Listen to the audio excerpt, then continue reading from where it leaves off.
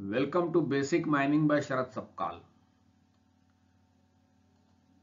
Friends, this lecture is devoted to shrinkage with preparatory level. Again, I want to repeat whatever sources I have used from internet. I am deeply thankful to all these sources. This method was practiced in Mochia mine from first level to fourth level, and I had worked in this method for some time. So whatever I am speaking on the basis of my experience. So this method is shrinkage method with preparatory level. Presently this method is obsolete. Nobody uses it because there is a issue with conservation and all that. और ये method तब इस्तेमाल होती थी जब loading की उतनी बड़ी बड़ी मशीनें उपलब्ध नहीं थी या मैकेनाइज्ड लोडिंग संभव नहीं था।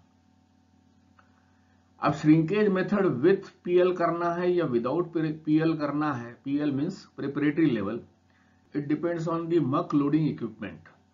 जो मक रहेगा उसको लोड करने के लिए क्या हमारे पास कोई लोडर अवेलेबल है या नहीं है, इस पर ये डिपेंड करता है। ये नितांत मैनुअल माइनिंग हुआ करती थी जिसमें प्रिपरेटरी लेवल का इस्तेमाल होता था। लोअर लेवल जो है वो ओवर हैंडलिंग लेवल कहलाती थी, और whether it is shrinkage with PL और विदाउट पीएल, लोअर लेवल से ही ओवर हैंडल होता है, लोअर लेवल से ही वो ड्रॉ होता है।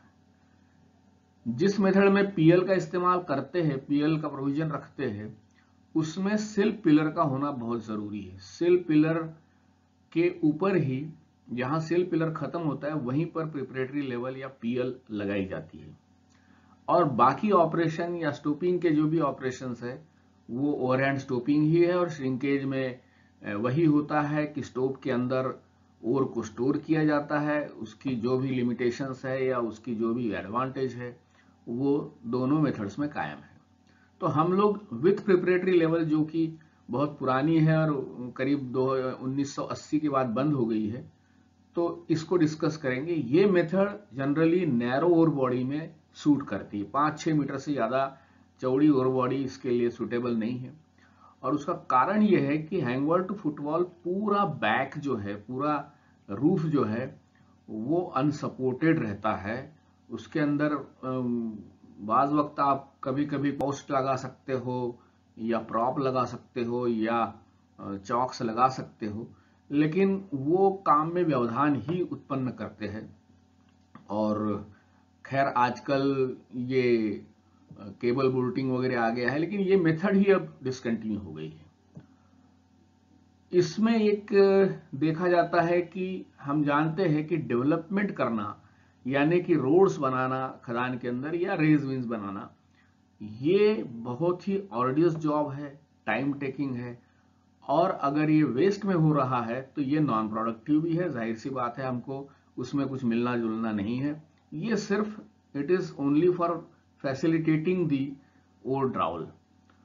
तो इसमें ये चाहते थे माइन ओनर की भाई हम जितना डेवलपमेंट करें, हो सके जितना वो ओर बॉडी के अंदर ही करें, ताकि हमको जल्दी से रिटर्न्स मिल जाए, और अननेसेसरी नंबर ऑफ ड्राइव्स या क्रॉस कट्स जो हैंगवॉल या फुटवॉल में लगाने होते हैं वो अवॉइड किए जाए। तो वेस्ट के अंदर डेवलपमेंट की एक्टिविटी को इसमें अवॉइड किया जाता था टू इकोनॉमाइज द ऑपरेशंस। अब जनरली ऊपर की लेवल हो चाहे नीचे की लेवल हो, यहां पर देखिए ये और बॉडी दिखाई गई है लाल बाउंड्री से, ये और बॉडी है, ये हैंगवॉल फुटवॉल दोनों तरफ जो है, एक तरफ हैंगवॉल है यहाँ ऊपर मान लीजिए, यहाँ नीचे फुटवॉल है, और ये सरी का ही डेवलपमेंट ऊपर के लेवल में और नीचे के लेवल में रहता है। लेक्चर नंबर 84 में मैंने श्रिंकेज का सारा प्रिंसिपल एक्सप्लेन कर दिया है। इसमें यह होता है कि ये आपका शाफ्ट है, और शाफ्ट से या इंक्लाइन जो भी है वहां से आपने एक मेन क्रॉसकट लेना है up to the ore body, और इस क्रॉसकट को आप फुटवॉल से लेकर के हैंग वॉल तक पूरा भी ले सकते हो, उसमें कोई दिक्कत नहीं है। और इसमें ये एक ओवर ड्राइव लगाया जाता है, जो भी साइज आप रखना चाहे 2.4 मीटर बाय 3 मीटर या 3 मीटर बाय 3 मीटर, जो भी आप उसको रखना चाहे जो सुविधाजनक हो, उस साइज का ये एक drive centre of the over body में लगाया जाता है। कई बार ऐसे होल लगा करके हम ओवर बॉडी को प्रूव भी कर सकते हैं कि कहाँ तक है, वो डिपेंड करता है। तो ऊपर की लेवल हो चाहे नीचे की लेवल हो, उसमें ये डेवलपमेंट वैसा ही होता है। और ये दो स्टोव के बीच में इस प्रकार से ये पिलर्स छोड़े जाते हैं। ये रिब पिलर है ताकि हैंग वॉल और फुटवॉल आपस में कोलैप्स ना हो। और ये जो रिब पिलर्स है, इनकी थिकनेस डिपेंड करती है on the rock mechanic study, या समझ लीजिए जो भी स्टेबिलिटी जिसके अंदर हो, वो फैक्टर ऑफ सेफ्टी देख करके 7 मीटर 8 मीटर 10 मीटर भी वाइड हो सकता है ये। और ये हैंग वॉल से लेके फुटवॉल तक रहेगा और नीचे की लेवल से लेके ऊपर की लेवल तक रहेगा। इस प्रकार का अक्रॉस द ओवर बॉडी जो पिलर है वो हमें छोड़ना होता है। और इसको ये समझ लीजिए कि centre to centre distance between these two pillars, ये एक स्टोव ब्लॉक कहलाएगा। ऊपर से नीचे तक ये मैंने सिर्फ प्लान दिखाया गया। यहां देखिए ये रिब पिलर काफी चौड़ा छोड़ा हुआ है। ये सिर्फ इसलिए छोड़ा कि यहां पर हो सकता है ओवर बॉडी पतली हो या लो ग्रेड का ओर हो, तो हम ज्यादा बड़ा पिलर छोड़ सकते हैं ऐसी स्थिति में, which will add to the stability of the entire workings. तो इस प्रकार का ये यहां देखेंगे कि ओवर बॉडी के अंदर ही सारा डेवलपमेंट हो रहा है, और यहां सिर्फ ये मेन क्रॉसकट जो है यही सिर्फ आपका वेस्ट रॉक के अंदर है। अब इसमें यह होता है कि ये जो ओवर ड्राइव है यही हॉली ड्राइव का काम करता है, यही जो एक्सट्रैक्शन ड्राइव का काम करता है, और यही एक्सप्लोरेटरी ड्राइव का भी काम करता है। क्योंकि जब आप ये लगाते हो तो आप you are exploring also the ore body, और आपको पता पड़ जाता है कि ओवर बॉडी का ट्रेंड कैसा है। वैसे वैसे आप अपने ड्राइव को मोड़ सकते हैं, जैसे भी उसको आगे ले जा सकते हैं। इनके अपने डिसएडवांटेजेस है, वो हम डिस्कस करेंगे।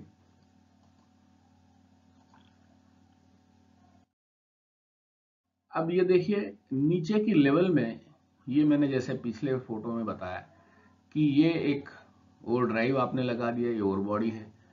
ये जो पिलर्स है, रिब पिलर्स है, ये पिलर मान लो 10 मीटर चौड़ा है या 8 मीटर चौड़ा है, तो इसके अंदर 2 मीटर बाय 2 मीटर की रेज बनाई जाती है from one level to another level.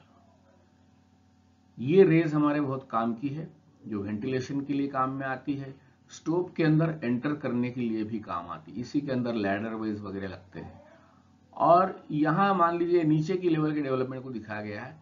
तो इस प्रकार से छोटे छोटे रेजेस, ये ज्यादा बड़े नहीं होते हैं, 2 मीटर बाय 2 मीटर के रह सकते हैं या उससे भी कम रह सकते हैं अगर संभव हो तो। और ये जो रेजेस है, ये रेजेस यहां से लेकर पीएल लेवल तक के होते हैं। ये होते हैं प्रिपरेटरी लेवल तक। मतलब जो प्रिपरेटरी लेवल है वो समझ लीजिए सिल पिलर 8 मीटर का है, तो 8 मीटर तक के ऊंचाई के ये रेजेस होते हैं। और ये रेजेस नीचे की लेवल से यानी इसी ड्राइव में से मारे जाते हैं।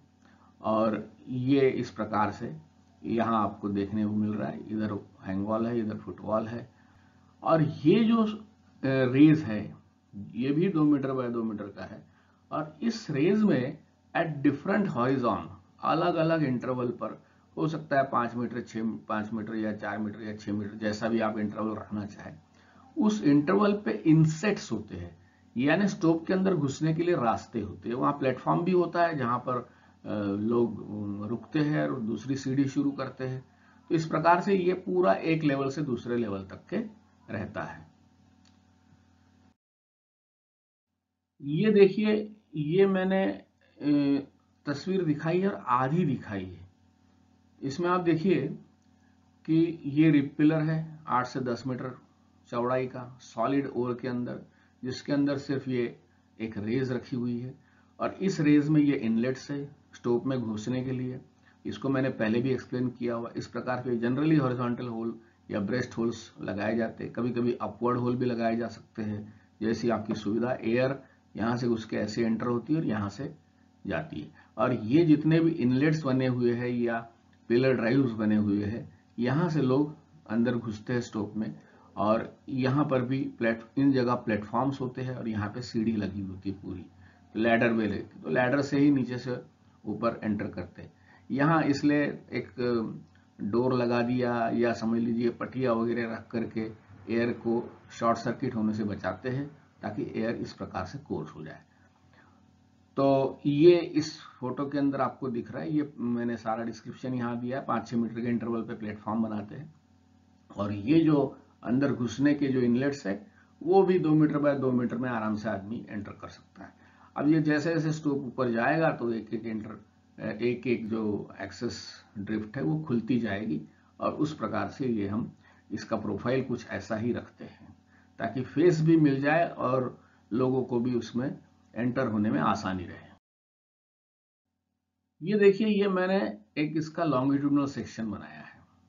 अब ये ऊपर की लेवल है, ये नीचे की लेवल है, और ये नीचे की लेवल का ओर ड्राइव है या हॉलिड ड्राइव है, या जो भी एक्सट्रैक्शन ड्राइव है, आप जिसको जैसा समझना चाहे समझ सकते हैं। इकलौता ड्राइव है ये नीचे। और यहां देखिए, ये सिल पिलर है, ये मैंने लिखा भी है सिल, ये सिल पिलर है, और इस सिल पिलर के ऊपर ये एक पीडी यानी कि प्रिपरेटरी ड्राइव यहां से यहां तक लगाते हैं। और सिल पिलर की थिकनेस ऐसी हो सकती है 8-10 मीटर की, जैसे भी आपकी रॉक मैकेनिक स्टडी सजेस्ट करेगी। और ये सारे इनलेट्स है स्टोव के अंदर घुसने के लिए। यहाँ पर भी ये इनलेट्स है, इस तरफ दिखाए गए। ये मान लीजिए कि पीएल बना दी है, और ये जो नीचे से रेजेस मैंने बताया था आपको, ये रेजेस यहाँ जाकर के यहाँ पे इसको चौड़ा किया जाता है, एक फनल शेप यानी कि गोल फनल बनाई जाती है। जैसे यहाँ देखिए आप, ये लाल जो आड़ी रेखाएं हैं, ये है आपका सिल पिलर, और यहाँ पर ये ए बी सेक्शन इस जगह पे दिखाया गया, ये सॉलिड सिल पिलर है ये पूरा, और ये आपकी पीडी है यानी कि प्रिपरेटरी ड्राइव है, और ये नीचे की ओर ड्राइव है, ओडी है ये सेक्शन ए बी। अब यहाँ पर यह है कि एक रेज में से इसका सेक्शन दिखा है, तो ये जो सीडी जो सेक्शन दिखाया है, इसमें दिखा रहा है कि कैसे ये जो रेज थी ये आगे जाकर के ऊपर प्रिपरेटरी लेवल के अंदर ये ऐसी चौड़ी करा दिया, फनल शेप की कर दी, ताकि ये और इसके अंदर जब आप ओवरहैंडिंग करेंगे तो इसके अंदर गिरेगा, और ये इस प्रकार से नीचे जो है शूट रहेगा, और ये शूट से नीचे बैंडीज या जो भी टब्स है उसके अंदर लोड हो जाएगा। तो बैंडीज या टब यहाँ चलते हैं ट्रैक लाइन के ऊपर, और ये जो इनके मुहाने हैं यहाँ पर शूट लगा होता है, यानी कि एक दरवाजा लगा होता है, और इसके अंदर जो भी और जैसे यहाँ स्टोर हो रहा है, तो ये इसमें जो शूट के डोर को ओपन करके इसमें जो बैंडीज जो है वो भरी जाती है। तो ये यहाँ पर हमने आपको दिखाया। अब ये सिल पिलर जो है ये क्यों जरूरी है, क्योंकि भाई नीचे आपने एक ओर ड्राइव लगाया जो कि ओर के सेंटर में है, तो इस ड्राइव को भी तो आपको प्रोटेक्ट करना है, इसको आप ऐसा खुला कैसे छोड़ सकते हैं।